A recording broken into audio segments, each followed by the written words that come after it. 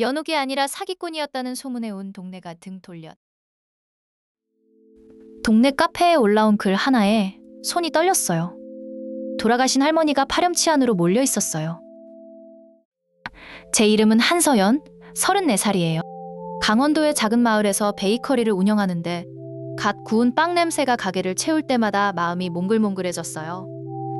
단골 손님들과 웃으며 정을 나누는 하루하루가 제겐 큰 행복이었어요.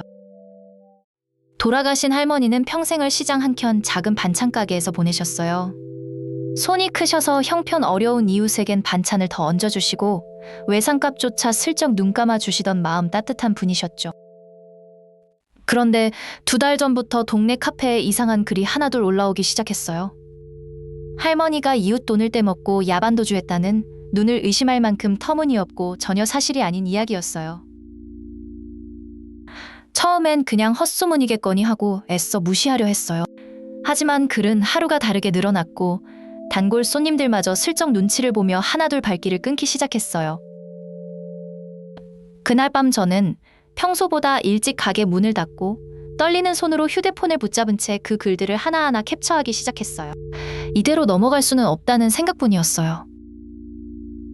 작성자 아이디와 올라온 시간, 글의 내용까지 하나하나 정리해서 파일로 만들었어요.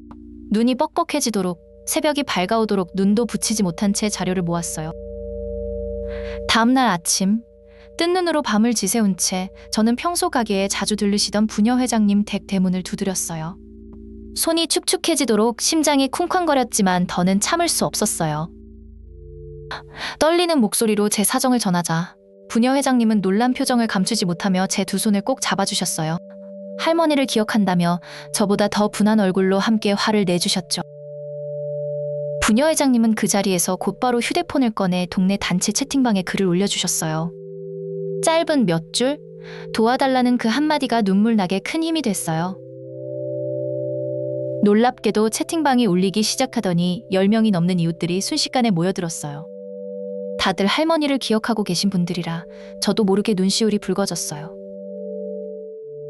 이웃들은 이른 새벽부터 약속이나 한 듯 각자 흩어져 원글이 올라온 카페와 퍼진 글들을 찾아 심고 접수를 시작했어요.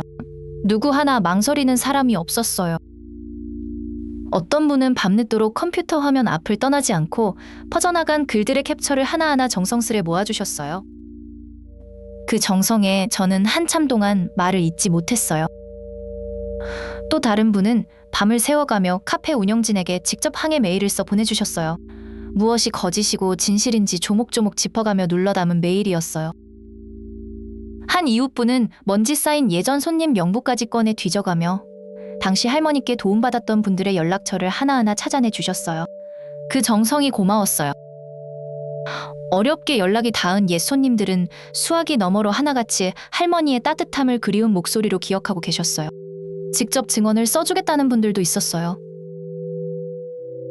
밤이 깊도록 저는 불 꺼진 가게 한 구석에 홀로 앉아 답장을 기다렸어요. 이게 정말 통할지 확신이 서지 않아 불안한 마음에 잠도 오지 않았어요. 며칠이 지나자 원글 아래의 진실을 아는 이웃들의 댓글이 하나둘 달리기 시작했어요. 싸늘하던 분위기가 조금씩 달라지고 있었어요. 문득 반찬 가게 앞에서 앞치마를 두른 채 환하게 웃으시던 할머니의 얼굴이 떠올랐어요. 그 모습을 지켜드리지 못할까봐 가슴이 먹먹하게 무거워졌어요. 그런데 그 캡처본이 다른 지역 카페에까지 퍼지고 있다는 소식이 날아들었어요. 겨우 가라앉나 싶던 마음이 다시 철렁 바닥으로 내려앉았어요. 그런 저를 보다 못한 이웃들은 매일 아침 일부러 가게에 들러 빵을 사주며 괜찮다고 함께 있으니 걱정 말라고 어깨를 토닥이며 다독여 주셨어요. 그렇게 정신없이 흘려보낸 지 일주일, 마침내 경찰 조사를 통해 문제의 글을 처음 올린 사람이 밝혀졌다는 연락을 받았어요. 심장이 다시 요동쳤어요. 놀랍게도 그 사람은 예전에 할머니 반찬 가게에서 일하다 작은 실수로 해고당했던 사람이었어요. 그 오래 묵은 원망이 이런 거짓말로 돌아온 거였어요. 경찰서 조사실에서 그는 처음엔 끝까지 발뺌하려 했지만 이웃들이 밤새 모은 증거들 앞에서 결국 고개를 떨구며 모든 걸 인정할 수밖에 없었어요. 그는 몇 년 전 실수로 해고된 뒤 할머니를 향한 원망을 가슴에 품고 살아왔다고 털어놓았어요. 안타까움과 씁쓸함이 동시에 밀려와 마음이 복잡했어요. 결국 그는 자신의 잘못을 모두 인정하며 카페에 긴 사과문을 올렸어요. 떨리는 손으로 화면 속 글을 읽던 저는 참아왔던 긴장이 풀리며 눈물이 왈칵 쏟아졌어요. 카페 운영진도 발빠르게 관련 글을 모두 삭제 조치했어요. 노트북 화면에서 거짓 글들이 하나둘 사라지는 걸 보며 참았던 숨을 길게 내쉬었어요. 그 소식을 전해 들은 이웃들이 하나둘 가게로 몰려와 제 손을 붙잡고 함께 기뻐해 주셨어요.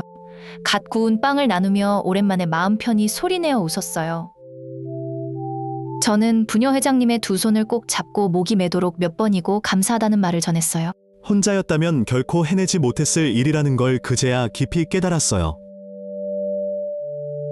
지금도 매일 아침 반죽을 치대고 빵을 구우며 그날 새벽 떨리는 손으로 대문을 두드리던 순간을 떠올려요. 진실은 결국 밝혀졌고 그 곁엔 함께해준 따뜻한 이웃들이 있었어요. 여러분이라면 어떻게 하셨을까요? 저라면 한 줄 댓글로 알려주세요. 따뜻한 댓글이 다음 사연의 주인공에게 위로가 됩니다. 구독하시면 매일 새 사연을 들려드려요.